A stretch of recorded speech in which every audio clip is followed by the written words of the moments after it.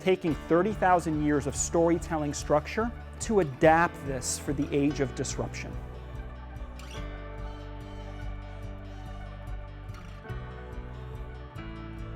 Whatever big narrative you build, it's only as real as people's relationship to it. Today we had a room full of innovators, of change agents, marketers from some of the biggest companies, from Facebook, Google, Microsoft, folks who are inventing and building the future, dealing with a highly technical, complex subject. How do you humanize it? Your own personal story is inextricably linked to whatever you're sponsoring in your organization.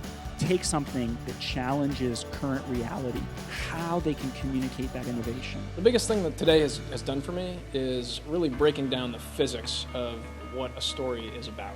If you want to get really good at storytelling, you actually want to practice story listening. I want everybody to stand up. There's the story you tell, and then there's the story that people hear. The forcing function is about choice. Today's session really helps people get better at connecting their work lives with the stories that they want to tell, the narratives that they want to tell about themselves and their companies. How do you frame and architect the narrative in a way that's going to be as inclusive as possible? We're hardwired to find ourselves in each other, the invisible lines of connection. You're redefining the limits of what's possible, of what's acceptable. The first step of an undeniable story is the context for change. Then they have an emotional journey, closes with evidence of truth. Biggest impact is what elements of the audience do you focus on? How do you deal with those emotions?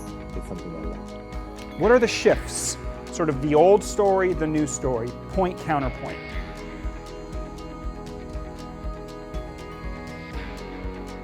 So I think I got a better grounding in the invisible scaffolding behind any storytelling.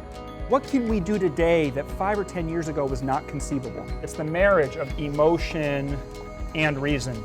It's the art and the science. Focus less on the data and more about the intention. What are you trying to do this for?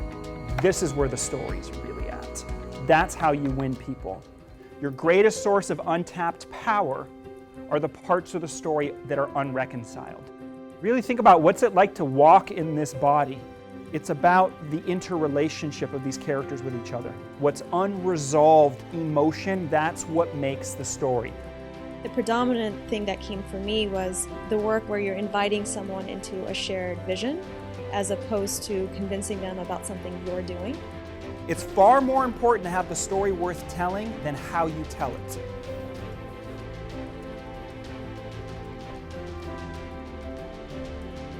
Great stories happen to those who can tell them.